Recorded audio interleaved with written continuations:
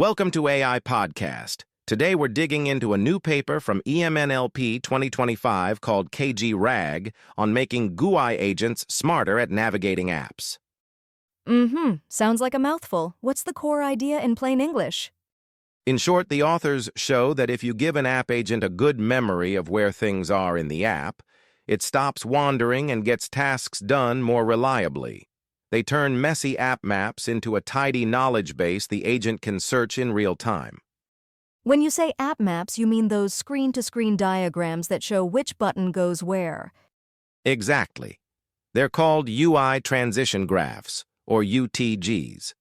Picture a subway map where each station is a screen and each line is a tap or swipe. In practice, those maps are incomplete and noisy, so most agents can't rely on them confidently. Got it. So what does KG-RAG do differently? They clean and upgrade those rough maps offline, then store them as a knowledge graph with compact text representations. When a user asks for something, the agent retrieves a few likely paths from that knowledge and follows them, instead of guessing step by step. Like having a curated set of turn-by-turn directions ready before you start driving, instead of figuring it out at every intersection. That's the vibe. The pipeline has two phases. Offline, they explore the app to harvest screens and actions, generate possible user intents from screenshots, break each intent into simple milestones, and score candidate paths that could reach those milestones. Then they summarize the best paths and save them in a vector database. Hang on. How do they explore the app in the first place? They build on a crawler inspired by DroidBot and call their tool X-Tester. It pokes around the interface, records what can be tapped or typed, and builds the raw graph. For simpler English apps, they explore about an hour per app. For complex Chinese apps, they budget several hours to cover more states. And the intent part. Who decides what the user might want to do on each screen? A vision language model first looks at the screenshots and proposes plausible intents, like open settings or view privacy policy. Then a language model decomposes each intent into milestones, which are like checkpoints.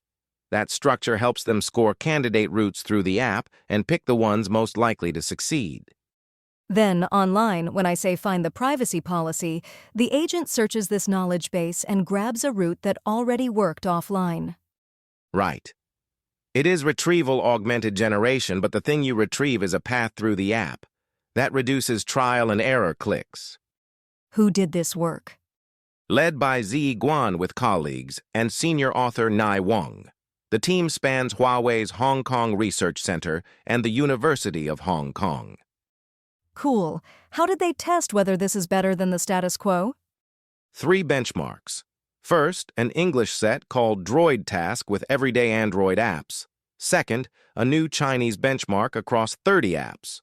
Third, a Harmony OS set to check cross-platform behavior. They measured success rate, decision accuracy, and how many steps the agent needed. And the headline results? On the English benchmark, they beat a strong baseline called AutoDroid. Think success rate around 76%, about 9 points better, with decision accuracy in the mid-80s, and a small drop in steps taken.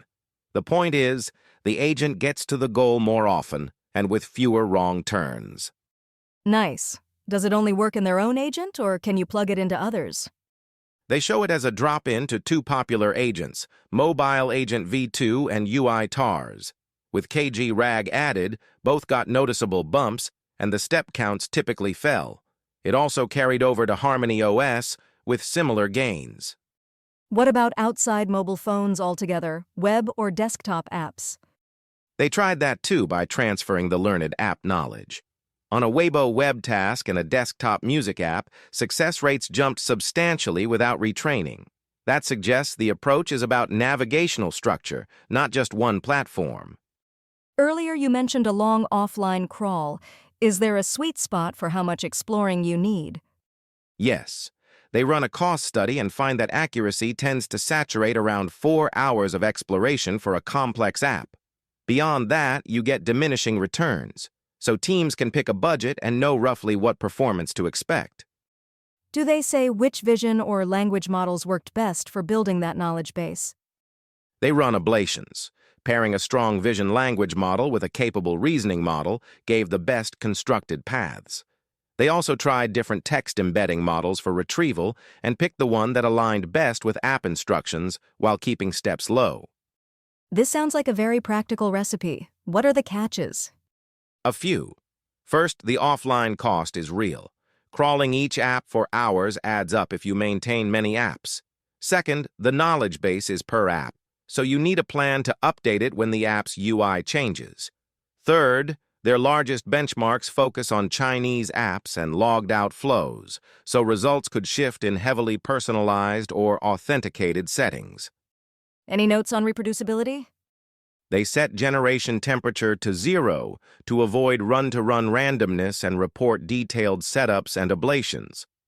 On the flip side, they do not give a full compute budget, and some data handling details in the checklist are brief. Open sourcing the crawler and the knowledge construction tools would help adoption. All right, how is this different from AutoDroid in spirit, not just in numbers? AutoDroid also builds a UI graph, but during execution it leans more on the live language model to plan from that graph.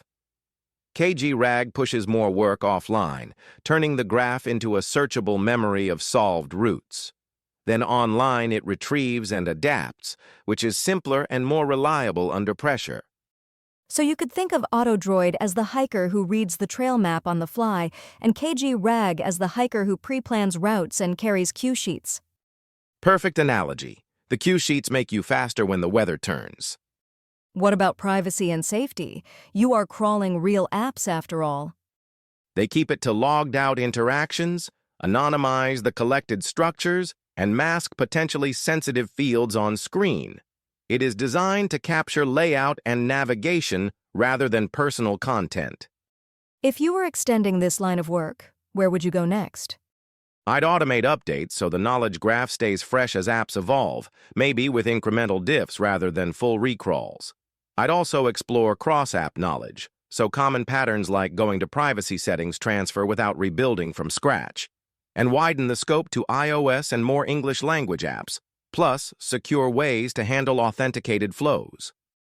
Maybe even learn a joint representation of screenshots and intents, so retrieval gets sharper over time with feedback. Yes, a learn-to-retrieve loop that uses execution outcomes to refine what counts as a good path. All right, give me the one-line takeaway for someone who has not touched a GUI agent. If you want a reliable app agent, do more homework offline. Build a compact memory of the app's navigation and then retrieve from it at runtime. That simple shift makes agents more accurate and a bit quicker on their feet. Right, less wandering, more finishing. I like it. That's KGRAG from EMNLP 2025. Thanks for listening. And if you enjoyed this, share it with a teammate who is wrestling with flaky app automation. See you next time.